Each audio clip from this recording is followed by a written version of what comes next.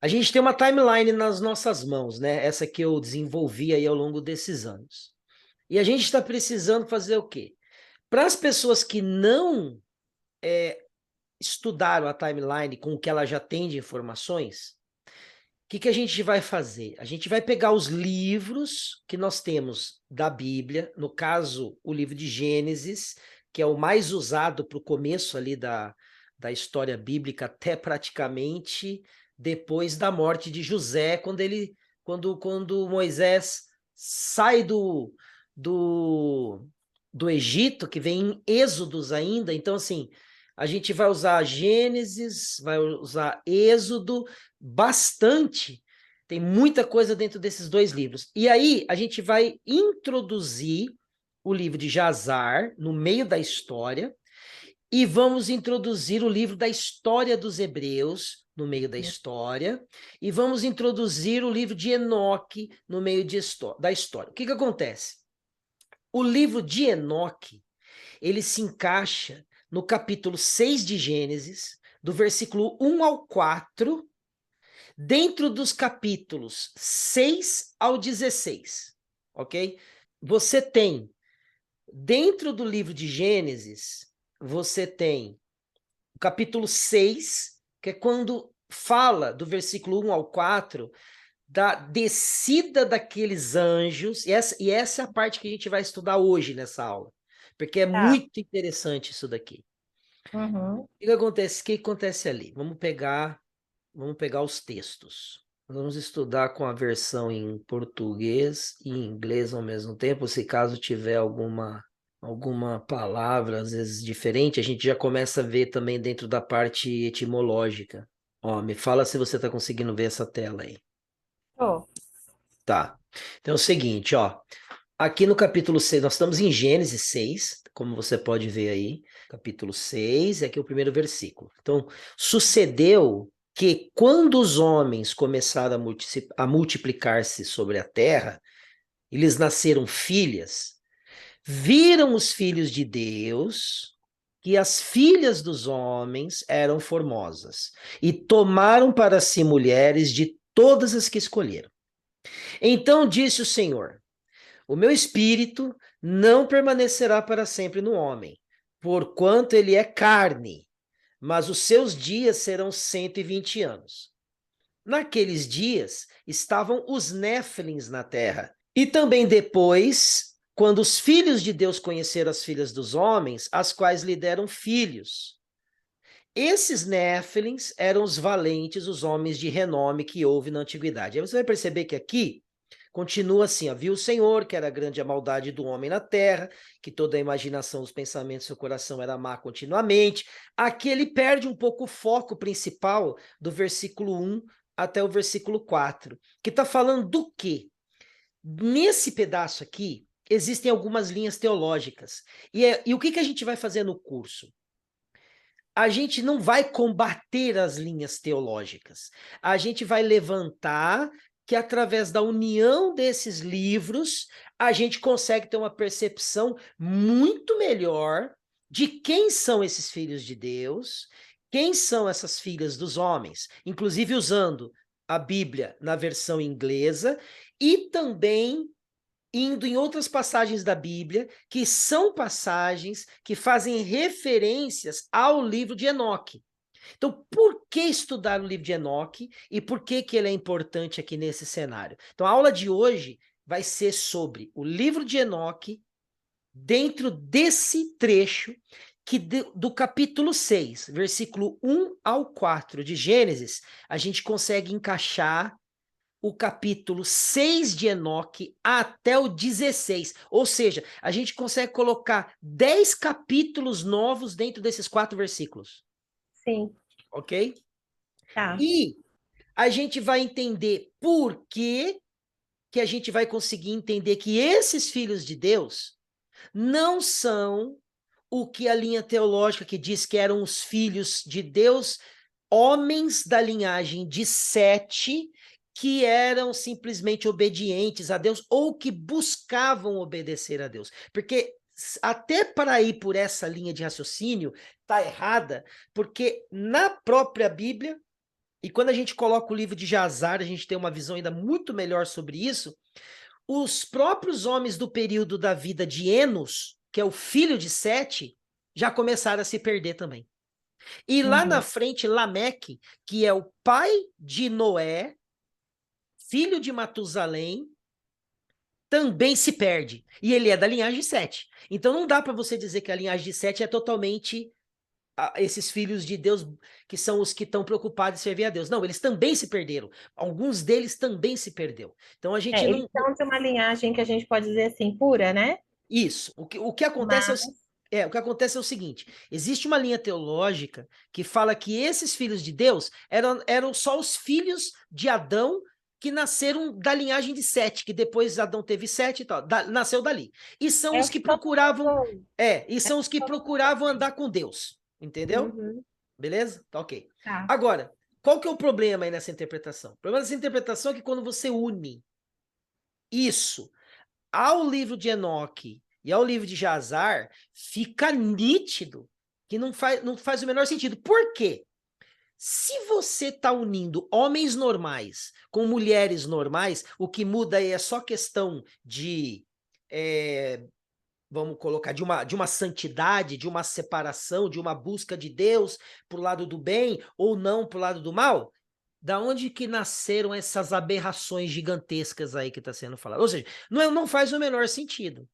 Então, aconteceu alguma coisa que fez com que se produzisse Néflins, que são esses gigantes aí da época que se tornaram homens de valor, que se tornaram essa categoria aí de homens valentes, de renome, ok? Uhum.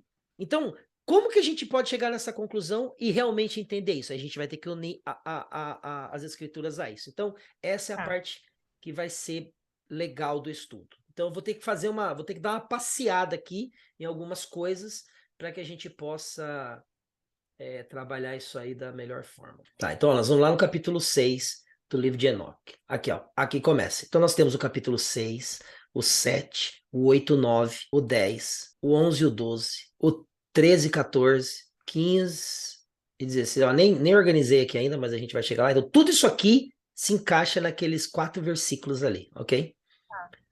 Então olha só, o capítulo 6. Olha como que é muito parecido com o que está em Gênesis. E Uhum. aconteceu, depois que os filhos dos homens se multiplicaram naqueles dias, nasceram-lhe filhas, elegantes e belas. E quando os anjos, os filhos dos céus, viram-nas, enamoraram-se delas, dizendo uns para os outros: Vinde, selecionemos para nós mesmos esposas da progenie dos homens e geremos filhos. Então seu líder Samiasa disse-lhes: Eu temo que talvez possais indispor-vos na realização desse negócio, e que só eu sofrerei por tão grave crime. Mas eles responderam e disseram: Nós todos juramos, e amarraram-se por mútuos juramentos, que nós não mudaremos nossa intenção, mas executaremos nosso empreendimento projetado. Então eles juraram todos juntos, e todos se amarraram ou uniram por mútuo juramento. Todo o seu número eram 200, os quais descendiam de Ardes, nos dias de Jared. Olha que interessante que está aqui. Esse texto menciona, inclusive, um período da história de quando foi que esses anjos desceram no Monte Hermon, que a gente vai ver agora, o qual é o topo do Monte Hermon, ó, nos dias de Jared, o qual é o topo do Monte Hermon. Essa parte do livro de Enoque não só nos diz que aqueles filhos de Deus, filhos dos céus, anjos, e em outra versão do livro de Enoque diz sentinelas, porque na versão em inglesa são os watchers, que são como se fossem vigilantes ou vigias ou sentinelas, que ficam de prontidão. Então, essa parte da aula vai ser legal, porque o que acontece? Presta atenção nisso aqui. O que aconteceu em Babel? Qual que é a história de Babel na Bíblia? O povo lá teve línguas, né, diferentes, é isso que você fala, né? A Houve construção. uma confusão das línguas. O É. povo estava fazendo um negócio que era tão fora da casinha que teve que descer lá Deus e falar: vamos confundir esse treco aí, que esse povo aí não tem limite, não. Eles estavam construindo um negócio tão gigantesco que ia chegar lá em cima. o fato de se ter uma língua só é uma das chaves para entender tudo o que aconteceu na humanidade. Porque quando o homem tinha uma língua só, ele conseguia fazer as coisas. Por quê? Porque não tinha confusão em nada. Então, o que, que foi a confusão das línguas? É isso aqui, ó. Eu não consigo te explicar uma simples coisa. Por quê? Porque tem 200 tradução. Entende o negócio? Sim. Eu tenho a palavra sentinela, eu tenho a palavra vigia, eu tenho a palavra watcher, que é em inglês, eu tenho a palavra anjos, eu tenho a palavra filhos do céu, filhos de Deus, e eu tô falando de uma coisa só que eu tenho É uma. mesmo. Aí dá margem para que os caras de hoje viajem na maionese, entendeu?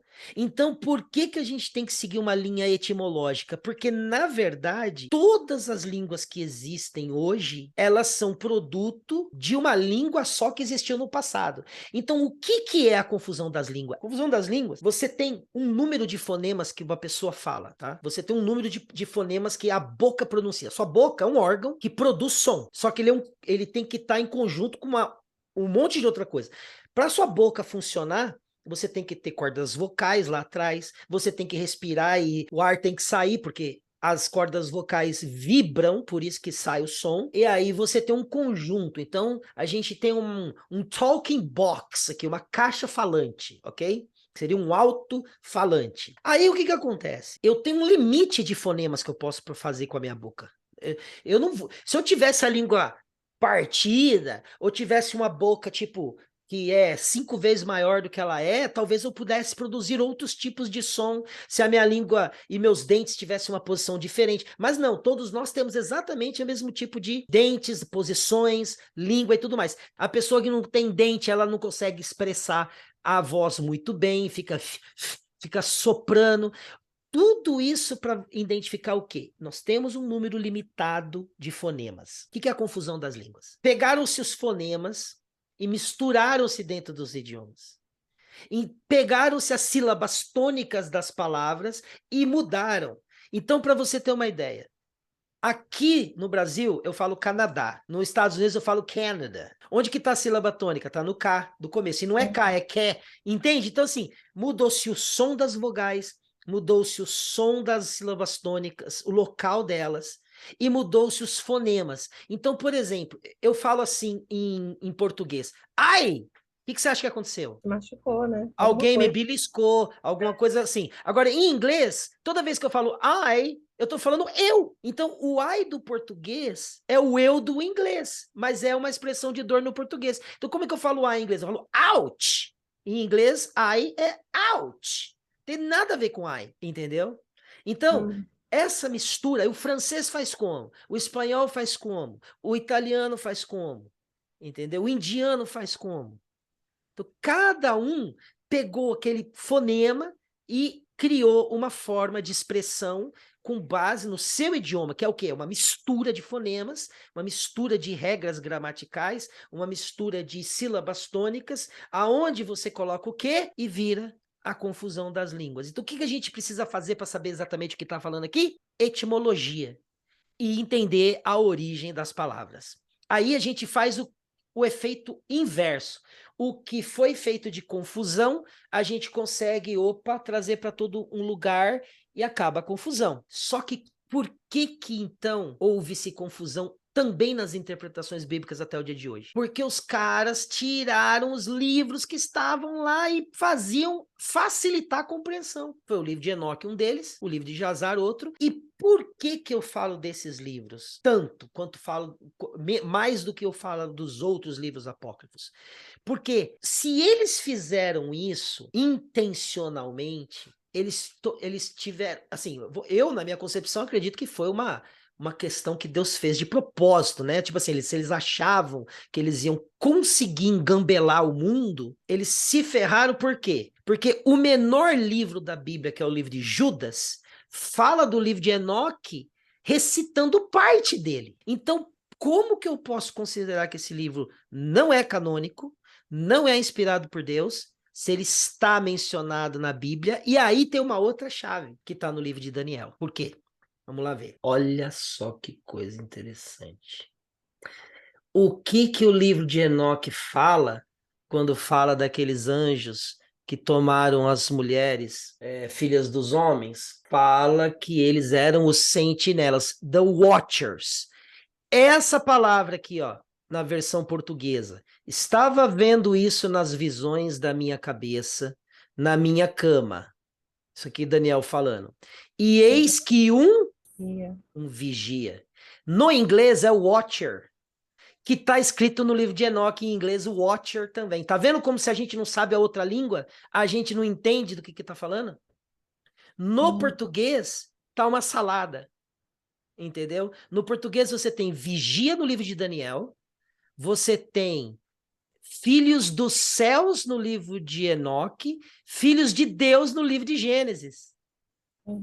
Aí você dá margem para as pessoas falarem, não, vigia é uma coisa, filho de Deus é outra, e filho dos céus é outra, sentinelas é outra ainda. Ou seja, eles não entram na coisa. Quando você pega a versão do inglês, a palavra vigia, é capítulo 4, versículo 13, que eu vou pegar agora nas duas versões aqui. Quer ver? Olha só, olha isso aqui, ó. O que tá no inglês, ó? Watcher. Se você pegar o livro de Enoque na versão inglesa, vai estar lá falando dos anjos que são os que desceram lá no Monte Hermon, Watchers. Ou seja, o livro de Daniel também menciona os sentinelas. E sabe o que é mais interessante? Esse cara aqui que visitou Daniel era da mesma ordem daqueles anjos que caíram, porque o livro de Enoque fala de Gabriel, daqueles 4 anjos que são da mesma ordem desses 200, mas que não se corromperam.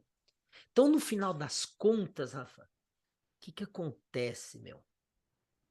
Os caras que eram anjos celestiais, que estavam lá diante de Deus, servindo a Deus, fizeram a maior besteirada da história da humanidade. Eles vieram aqui e mancharam o que era de Deus, entendeu? E constituíram filhos, geraram filhos. Ou seja, houve sim uma transformação genética que fez com que nascessem pessoas ou seres que eram bem maiores do que os que estavam aqui. E eles foram esses valentes da época. E aí a gente não tem muita informação, mas assim, essa parte fecha como se fosse uma luva. Essa parte da história fecha assim perfeitamente. Então, acabam-se as dúvidas. Vamos lá. Gênesis está falando então que os filhos de Deus ali são os sentinelas, que são os watchers. Então, beleza, a gente sabe agora que esses seres que vão ser mencionados no livro de Enoque são esses que são mencionados no livro de Gênesis, que também é mencionado no livro de Daniel. E esses caras eram bons, só que esses aí se perverteram, tanto que eles fazem um juramento, como você viu aqui no livro de Enoque. No livro de Enoque eles falam, não, a gente vai fazer esse negócio. Todo o seu número era 200, os quais descendiam de Ardes nos dias de Jared. Agora eu vou entrar nessa parte que é da timeline.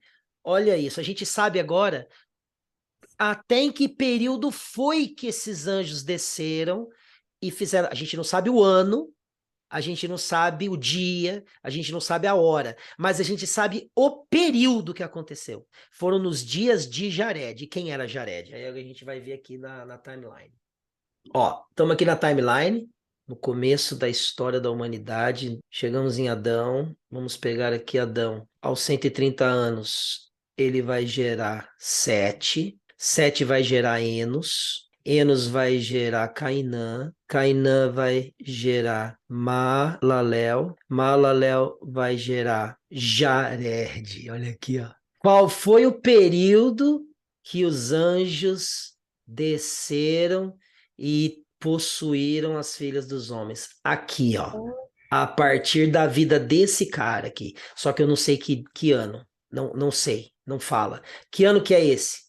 É o ano de 460. Então eu não sei dizer quando, mas eu sei que é na vida de Jared que aconteceu isso. Porque olha lá no livro de Enoque, ó, nos dias de Jared, ok? Então a gente está sabendo agora que nos dias de Jared é aqui, ó. Quantos dias Jared viveu aqui nesse período. Ó, ele nasceu em 460. Vamos ver quanto tempo ele vai levar para nascer o filho dele. O filho dele é Enoque. O Jared era o pai do Enoque. Ou seja, Enoque tinha tudo para escrever isso daqui, entendeu? Ele estava sabendo o que estava rolando. Ó, o pai dele vivo aqui, ó. Então o Jared está aqui, ó. Quanto tempo o Jared vive, ó? O tempo que Jared vive é o tempo que Enoque também está vivendo, ó. Então Enoque, você entende como essa linha do tempo é importante para a gente ver exatamente como bate a história das pessoas e elas se encontram ali? Sim, Facilita muito isso aqui. Ó, eu tô sim. indo aqui na vida de Jared, só para você e eu vermos o tempo de vida que ele teve na Terra. Ó, o Enoque é arrebatado, o pai dele tá com 527 anos e Enoque é tomado aos 365 anos. E o pai dele continua vivo, ó. Enoque foi tomado no tempo de Jared. Então, esse período Então, mas aqui, eu ó. acho que para Enoque ter escrito o livro, certo? Então, tipo assim, a data limite para que esses anjos tenham vindo aqui é até a idade de 365. Perfeito, Não pode ter perfeito, sido depois disso, né? perfeito. Agora, o mal que estava causando no mundo, que até depois Deus dá o período de 120 anos para o arrependimento, tá toda essa galera aí, entendeu? Até quando vai morrer tudo, que é quando elimina-se tudo que tinha, respirava, animais e tudo, Néfilin, tudo que estava aí, morreu e ficam só. Olha, Jared viveu pra caramba, meu. Jared viveu 962 anos. Nossa, o filho Ele, dele foi é, arrebatado e ele ficou. e uma galera toda que vinha atrás. Ó, o próprio Malaléu morreu antes dele, que era o pai dele. Então, antes do período de Enoque ser levado, esse período era de 527 anos de idade do pai dele. Aqui, ó, 527. Então, até aqui, quando Enoque foi arrebatado, a gente já sabe que era o período. Então, é um período de 527 anos. Pô, é meio milênio. Então foi, volta um pouquinho, foi do ano de 427 a 460. 460. 460 É, a praticamente. 527. Não, 460 até quase 1000, porque é mais 527 partindo do Ah, 460. é verdade, é Isso. verdade. Então aqui, ó, Porque o ano aqui já é o ano de 987, quase 1000. O 1000 tá aqui, ó, tá vendo? sim, sim. Então ia dar quase 1000, mas já tinham 500 anos que eles estavam aí proliferando, tanto que eles estavam crescendo, crescendo, não tinha mais como alimentar essa galera, eles estavam comendo tudo, estavam comendo as pessoas, estavam comendo tudo, e aí é no livro de Enoque que a gente tem essa história completa, ok? Então, olha só que coisa louca. Aí aqui, então, a gente precisa continuar lendo, ó. Porque eles tinham jurado sobre ele. Ou seja, desculpa, aqui é o Monte Hermon. Aquele monte, portanto, foi chamado Hermon, porque eles tinham jurado sobre ele, amarraram-se por mútuo juramento.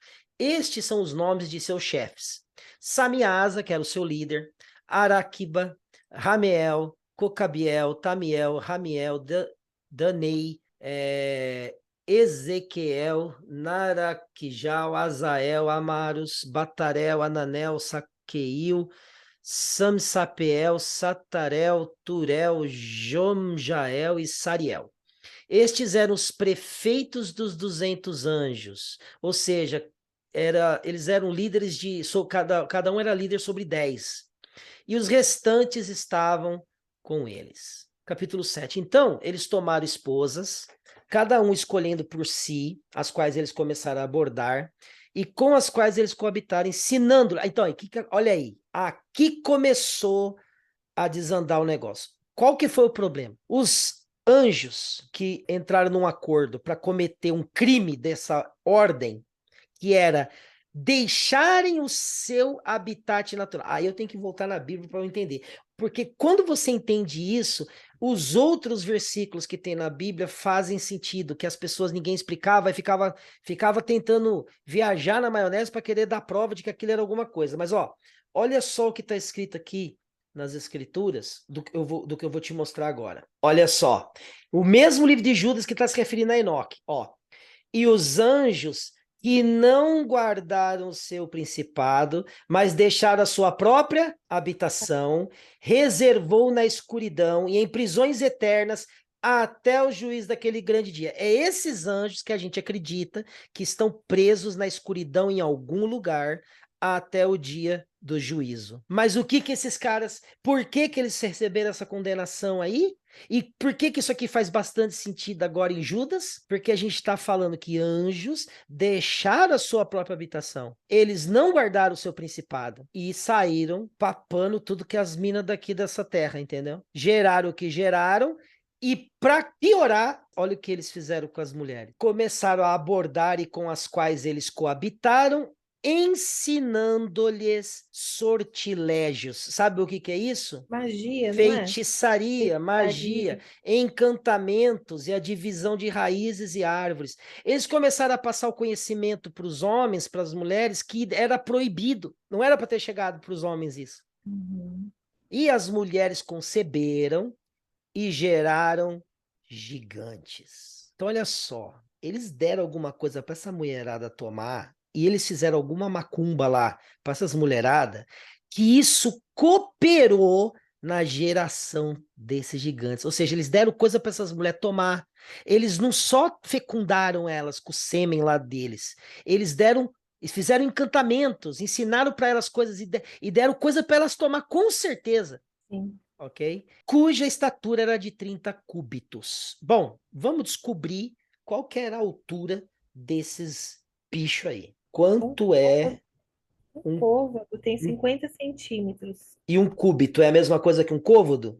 É, O cúbito sumério, ele tem 49,5 centímetros. O cúbito egípcio, 52,4. Eles tinham 15 metros de altura. Os caras eram grandes, cuja estatura era de 30 cúbitos. O que é que esses caras faziam? Eles devoravam tudo. Imagina a boca de um cara de 15 metros de altura. Eles devoraram tudo que o labor dos homens produzia e tornou-se impossível alimentá-los. Então eles voltaram-se contra os próprios homens a fim de devorá-los. Olha de onde vêm as nossas histórias de dinossauro. né? Os próprios dinossauros, minha querida irmã Rafaela, podem ter sido alguma linha que a gente não sabe de anomalia que aconteceu por conta de sêmen de anjos ter se misturado com sêmen de seres humanos. Eu nunca tinha pensado por esse lado. Porque, ó, os bichos tinham 15 metros de altura. Então, assim, é isso que você tá falando? Você tá afirmando? Você, não, não tô afirmando nada. Eu tô só viajando na maionese aqui, entendeu? Eu tô tipo Uhum. assim, e se for o que nós temos de anomalias que ocorreram naquela época? A gente não tem como provar isso, É, mas que é louco, né, não? algo a se pensar. Que é possível, assim, fazer uma analogia, é possível, mas Eu eu não... já imaginava os dinossauros como bichinhos de estimação deles. É, pode ser também, mas é o que eu tô falando, como tem uma mistura e a gente sabe que uma cobra falou, né, e tudo mais, a gente começa a pensar, pô, que esses répteis que... E como tem na simbologia egípcia muita coisa ligada a cobra, a répteis, com aquelas cabeças de pessoas que têm de répteis e de animais, a gente fica assim, tipo, o que que os caras tinham na cabeça de, tipo, minhoca para fazer isso aí? Ou eles viam essas coisas e reproduziam. E tem as imagens daqueles seres enormes no egípcio que são estátuas praticamente dessa altura aí, Sim. entendeu? Então, assim, é um monte de coisa que a gente vai ficar viajando e os mais loucos vão sair dizendo que eles sabem. E não é o meu caso. Eu sou muito pé no chão, eu vou dar minhas viajadas, mas nunca vou poder falar é isso, né? Tanto que uma das coisas que eu até sou perseguido às vezes é porque as pessoas que não gostam, por exemplo, do Samuel Benini, por causa das coisas que ele fala da semente da serpente, os que odeiam Samuel Benini querem me matar se eu falar que existe essa possibilidade, apesar de que eu não prego isso, porque eu realmente não acho o link, ok? Quem fala isso é Uhum. mais o Benini, e ele usa o Targum. Aí me pergunto, mas por que que você não usa o Targum? Então, porque o Targum não está sendo citado na Bíblia. Ele é uma tradução da Bíblia. E eu não tenho como bater o martelo e falar esse livro. E se esse livro foi escrito justamente para deturpar alguma coisa da história? Não sei. Eu só sei que o livro de Enoque e o livro de Jazar estão mencionados nas Escrituras. Não é uma tradução diferente da Bíblia. Ele é citado lá no livro que é do cânon. E as histórias dos evangelhos, quando você lê Jesus falando, pô, meu, é meio que tipo não é difícil você perceber que aquelas falas que Jesus dá é uma coisa muito acima de uma sabedoria humana. Porque ele dava as respostas tudo na hora certa, do jeito certo, e deixava as galera tudo calada. Então não é Uhum. possível que alguém escreveu aquilo para enganar os outros, entendeu? Tipo, tem coisas que você tem que pegar, parar, analisar e pensar com a razão. Então, assim, eu não posso bater o martelo na doutrina da semente da serpente, como o Samuel faz, mas eu não tenho problema nenhum que ele prega isso. O problema é que os caras que têm problema xinga ele de tudo que é nome, detona ele, e Uhum. aí eu acho que aí a pessoa que se acha cristã e faz isso, aí eu me desculpa, eu já tenho o pé atrás com gente que age dessa forma, por causa de que se a gente realmente conhece o evangelho, a gente não vai querer é, ter esse tipo de conduta, né? Mas, voltando aqui, e começar a ferir pássaros, animais, répteis e peixes para comer sua carne, um depois do outro, e para beber seu sangue. Então, eles não só comiam a carne, eles bebiam o sangue dos bichos das pessoas. Então, a terra reprovou os injustos. Além disso, Azazel ensinou os homens a fazer espada. Então, agora começa uma nova coisa. As mulheres estavam sendo ensinadas a fazer macumba, a fazer encantamento, a fazer feitiçaria, a fazer sacrilégio, a fazer divisão de raiz. E elas estavam se tornando as bruxas, ok? Uhum. E os anjos agora pegaram e falaram o quê? Vamos ensinar esses caras a matar e guerrear e se proteger para a gente. Parece que eles, tipo assim, vamos ver o circo pegar fogo. Então Azazel virou e ensinou os homens a fazer espadas, facas, escudos, armaduras ou peitorais, fabricação de espelhos e a manufatura de braceletes e ornamentos, o uso de pinturas, o embelezamento das sobrancelhas, o uso de todo tipo de. Ou seja, os anjos não vieram aqui papar as mulheres, o que eles fizeram? Vamos deixar as minas gata, entendeu? Vamos ensinar como é que fica tudo lindona, porque chama mais atenção. Embelezamento do sobrancelho, uso de tipo de selecionado de pedras valiosas e toda sorte de corantes para que o mundo fosse alterado. O que eles fizeram, cara? Tá aqui, ó, a maior prova de que a gente vive num mundo caído, totalmente adulterado. Porque tá aqui, ó. Fizeram tudo para que o mundo fosse alterado. Somos nós somos uma alteração genética de um corpo sadio e eterno. Por isso que a gente morre. A gente perdeu o que era eterno. Por quê? Porque lá no Éden aconteceu alguma coisa que hoje as pessoas, de um lado, pensam que é só comer uma frutinha lá e tudo mais, e o outro pensa que foi o Satanás que lá e foi e traçou a Eva, e o outro pensa que é tudo espiritual e que não é nada daquilo e é só uma analogia sobre aquilo. Ninguém consegue provar porcaria nenhuma, mas uma coisa a gente tem como saber através desses estudos. O mundo foi alterado. O mundo não produzia cardos, não produzia abrolhos, não produzia nada de ruim. O que purificava a terra e gerava a cultivação da terra era um orvalho que subia da própria terra. Não chovia. Devia ter alguma coisa que o firmamento não precisava ficar fechado, podia ficar aberto, entendeu? Alguma coisa, por causa que essa. Tem um monte de coisa hoje que cientificamente a gente conseguiria entender a partir do momento que você entende o formato da Terra real. E fala sério, hein? É fantástico ver isso aqui assim, desse jeito. É outra. É outra visão do cosmos, outra visão de Deus, outra visão de tudo. Porque a gente sabe que a salvação agora que a gente tem em Cristo é justamente porque ele não participou dessa semente maligna. Tinha que nascer alguém que mantivesse puro, igual lá quando Deus fez o céu e as criações lá. Então Jesus tinha que chegar aqui, não podia passar pela fecundação de uma semente de um homem dentro de uma mulher, tinha que ser do Espírito de Deus. O próprio Deus tinha que fecundar a mulher lá para que nascesse o filho dele. Então fica muito mais fácil de entender o evangelho e onde que está a nossa salvação. Só que como que a gente faz isso? Pela fé. A gente vai ter que acreditar agora que nessa passagem, que nessa circunstância das coisas que vão acontecer, nós vamos receber essa redenção. Porque aí, olha esse versículo, que coisa mais linda que fala na Bíblia. Sabemos que até hoje toda a criação geme e padece como em dores de parto. Sabe por que está sendo falado isso daqui? Olha só, capítulo 8, versículo 22. Olha o contexto. Porque a criação aguarda, olha que coisa louca do que a gente está conversando. Porque a criação aguarda com ardente expectativa a revelação de quem? O que a gente estava falando lá no Gênesis? Que quem tomou quem lá? Os filhos de Deus. Ah, mas esses filhos de Deus é quem? Esses filhos de Deus são os seres humanos? Então, se a gente tem alguma ligação na pré-existência e um dia a gente esteve lá, nós éramos esses caras aqui. E nós precisamos voltar para a casa do Pai, no mesmo estado que a gente tinha antes disso. Porque a criação aguarda com ardente expectativa a revelação dos filhos de Deus, porquanto a criação ficou sujeita a quê? A vaidade. E não foi por sua vontade, mas por causa daquele que a sujeitou, na esperança de que também a própria criação há de ser liberta do cativeiro da corrupção, para a liberdade da glória dos filhos de Deus.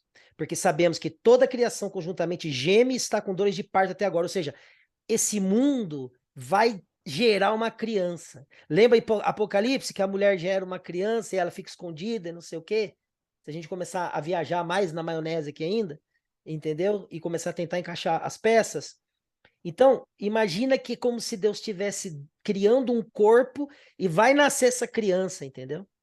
Então, a criação está gemendo por causa disso. E não só ela, mas até nós, que temos o quê? As primícias do Espírito. Também gememos. Engraçado, né? Porque aqui está falando filho, esperando a manifestação dos filhos de Deus, a revelação dos filhos de Deus, mas aqui está chamando nós de nós como se nós fôssemos uma outra categoria, entendeu? Então, possivelmente a gente está falando desse elo entre um mundo espiritual, onde nós éramos filhos de Deus e éramos como os anjos, e hoje nós estamos menores e nesse estilo de situação. Por quê? Porque o que foi gerado aqui na Terra por eles entrou nessa decadência aqui. E nós moramos nesse mundo dualístico, né? E não só ela, mas até nós que temos as primícias do Espírito, também gememos em nós mesmos, aguardando o quê? A nossa adoração, a saber, olha só, o que a gente está esperando? A redenção do corpo. Tudo isso que a gente sofre aqui é porque a gente está gemendo aqui, a gente mesmo aguardando exatamente isso. E essa versão falou adoração, mas na verdade, ó, com ansiosa expectativa por nossa adoção como filhos. E aqui tem, também gememos em nós esperando a adoção. Então é isso aí. Vamos ver em inglês aqui, ó. Even we ourselves groan within ourselves, waiting eagerly for our adoption. Então, adoção também. As sons, the redemption of our body. Ou seja, a redenção do nosso corpo. Então, bom, nós demos uma boa avançada hoje nisso aqui e vai ser legal. Eu acho que esses estudos pode ser que venham ajudar as pessoas a ter uma percepção melhor, mais lúcida, muito mais palpável e que coloca cada coisa no seu lugar. Bom, aula de hoje era isso. O que você achou? Passou rápido. Passou rápido. Passou rápido. Passou rápido. Mas eu acho que conforme for se estendendo mais, porque assim, isso que você comentou hoje, né? Esse comecinho é da timeline. Sim. Eu já assisti a sua live. A primeira vez que eu vi você falando da timeline foi numa live com o Francisco Charu? Sim, ele mesmo. É Charu, né? Isso. Foi com ele, foi com ele. E, então eu assisti lá, deu uma boa adiantada lá, né? Sim, sim. As coisas que você colocou lá. Sim. Então, assim, é bom estar voltando. Porque Essa aula de hoje, eu acho que eu nunca tinha falado com tanto detalhe sobre o capítulo 6 de Gênesis. É isso que eu ia falar agora. Eu acho que é interessante quando vai revendo, de certa forma, porque você pode ir acrescentando mais informações, né? Sim. Agregando aí mais detalhes, né? Que ajudam na nossa compreensão e etc. Sim, legal. Então é isso. Muita treta nesse mundo. As pessoas estão brigando por besteira, por causa de ego. E isso é satânico. Essa briga de ego é satânica. Isso foi o que aconteceu no Éden. Isso foi o que aconteceu no céu. O Satanás, exatamente por conta de egocentrismo, de soberba, de altivez, ele ferrou com aquilo que ele tinha de melhor. Porque ele era o braço direito de Deus, praticamente. Ferrou com a vida dele, vamos dizer assim. Por quê? Porque quis mais. E eu acho que o mundo é o retrato disso, da guerra entre o bem e o mal. E eu acho que o mal está dentro das pessoas não reconhecerem o dom, a capacidade que os outros têm. Mas o meu trabalho é esse.